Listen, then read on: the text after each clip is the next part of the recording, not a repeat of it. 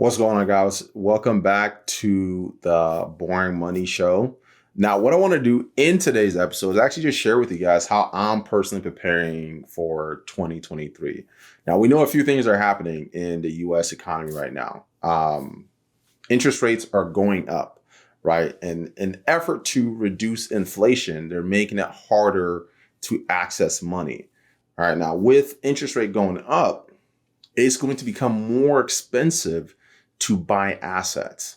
What's also happening with interest rates going up, people are becoming irrational and discounting their assets in an effort to get out of it before interest rates go up because they're afraid of the value of those assets going down. Now, what I want to do is clearly communicate that this is not financial advice by any means whatsoever. All I'm doing is sharing what's worked for me, some of the investment principles that I've learned over the years, and this is for pure entertainment purposes. If you're seeking financial advice, if you have issues with your own portfolio, seek a financial advisor, somebody who's licensed and who's qualified to be able to meet you at your unique needs. This is just for educational purposes and entertainment purposes only.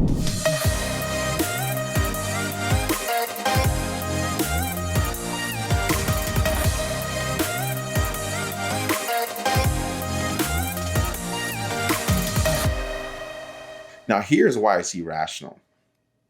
Would you rather pay $100,000 for something at 2% or pay $25,000 for something at 10% interest, right? At first glance, if you're just looking at the interest rate, you're thinking to yourself, 10%? Why would I pay 10% for something when I can get 2.25%, right? So you're getting the same kind of asset, it's just becoming more expensive to actually get it. And I see this happening in the marketplace. So for me, I'm thinking to myself, I need to start stockpiling cash, right? So right now, in preparation going into 2023, I got a lot of cash being put to the side, right? I'm taking the cash flow that I'm producing on the blockchain and I'm starting to just put that stockpile that cash up, right? And now I'm going on a hunt to accumulate assets.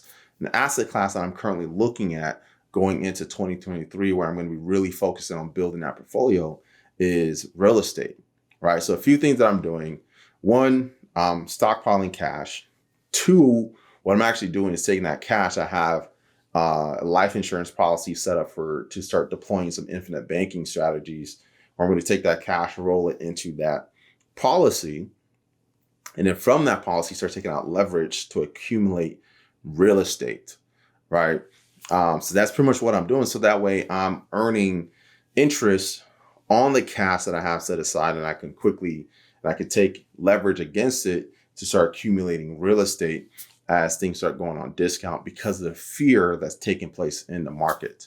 All right. So right now there's a ton of fear.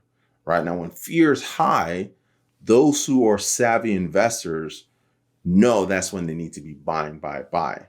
When greed is high, those who were savvy and bought when fear was high, they know to sell when everyone's being greedy and trying to get into the market.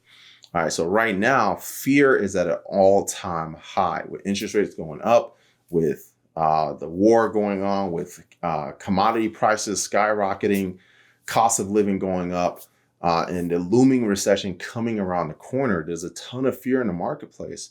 So that means these are going to be the best opportunities to start to accumulate assets at a ridiculous discount. And that's what we're gearing up to do. So that's how I'm personally positioning and getting ourselves ready for 2023. And so for you, what you want to be thinking about is, all right, how can I reduce my cost of living, right? How can I increase the net free cash flow that I'm able to produce and start building up your war chest? All right. So for me, I like to have what I call my peace of mind fund, which is about 6 months worth of expenses. Once that 6 months worth of expenses is built up, I want to start strategically removing debt, right? So we're getting ready to pay off a truck tomorrow.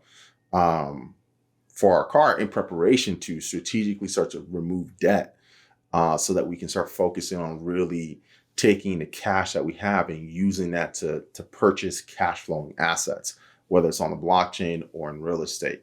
All right. The other thing that you want to think about in preparation is, where am I at credit wise? If I want to start going shopping, do I even have the ability to get access to capital to start accumulating and start buying up some assets, right? So you might need to start building your credit, or make sure your credit's at a point where you can take advantage of the buying opportunity that the market's going to present you. And that's really the main thing for me. Like, going into 2023, I'm very excited about what's happening in the market. I'm very excited about all the bleeding that's going on, both in the stock market and in the crypto market, especially all the bleeding that's going on the blockchain. I'm actually, I'm probably a little crazy for being so excited for what's happening on the blockchain, despite all the red, because these are entry levels that aren't going to come by, that don't come by very often.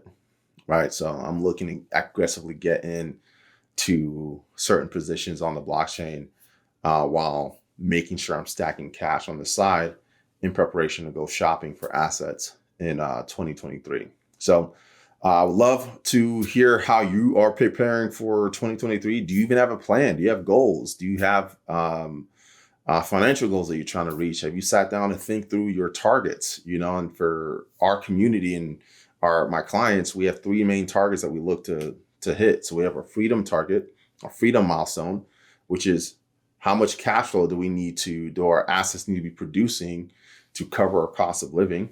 And then we have our FU money milestone, which is like freedom unlimited. How much cash flow do we need to be producing to fund our dream lifestyle, right? And then we have our legacy, how big do we need our portfolio to be to kind of lock in wealth for those that we care about? Maybe generational wealth, maybe taking care of your kids, your parents, or whatever it is. Like, what is the legacy that you want to leave behind? All right. So once you know what those three milestones are, everything becomes crystal clear in terms of like what you need to do with your money, right? If you know, for your first milestone, for me, I need to be getting about 35% cash or cash return annually to know that first milestone I was going to close the gap on that first milestone in the first 3 years of investing on the blockchain. Right now, I've gotten there a lot faster because of those strategic moves, but it allowed me to not take any unnecessary risk. Right. Because I know I just need to be producing 35% annual rate of return on my money. And in 3 years, I'm going to have that first milestone locked in. All right. And then for my milestone number 2, my FU money milestone, I only need to be producing about 20 to 25% annual rate of return to have that locked in over the next 3 to 4 years. Right. And then the legacy, I just need to be producing for my legacy milestone. I just need to be producing an annual rate of return of 8%. Right. And that's going to be locked in over 10 years.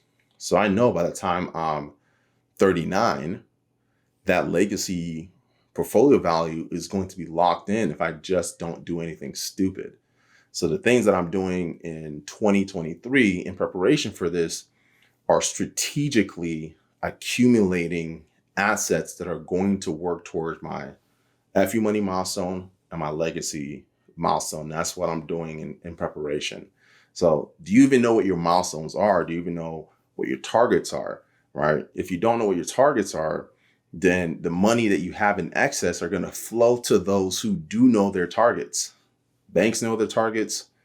Businesses, big brands know their targets.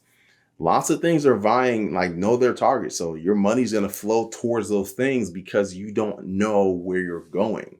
So it's easy to get distracted and it's easy to get swayed towards any direction.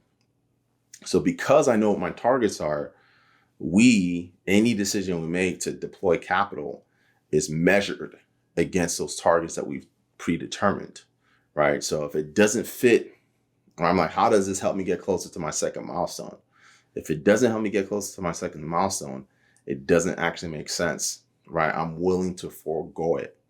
All right, so one of the ways that you're able to do that, if you know what your milestones are, right, what you can do, cool thing that I show our clients is they use an interest compound calculator to determine how much money they could earn if they just took that money, deployed it, and let it compound for the next few years, right? So a great example, I'm pulling something up. I'm not going to share my screen. I'm just going to talk you through an example of what this will look like, right? So one of the accounts that we have on the blockchain is currently able to earn 57.54%. That's the interest that we're earning on it. So let's say I have a $10,000 item that I want to buy, right? If I'm earning 57.54% on that, and I decided instead of buying this $10,000 purchase, I used that $10,000, deployed it, and started earning 57% interest on it.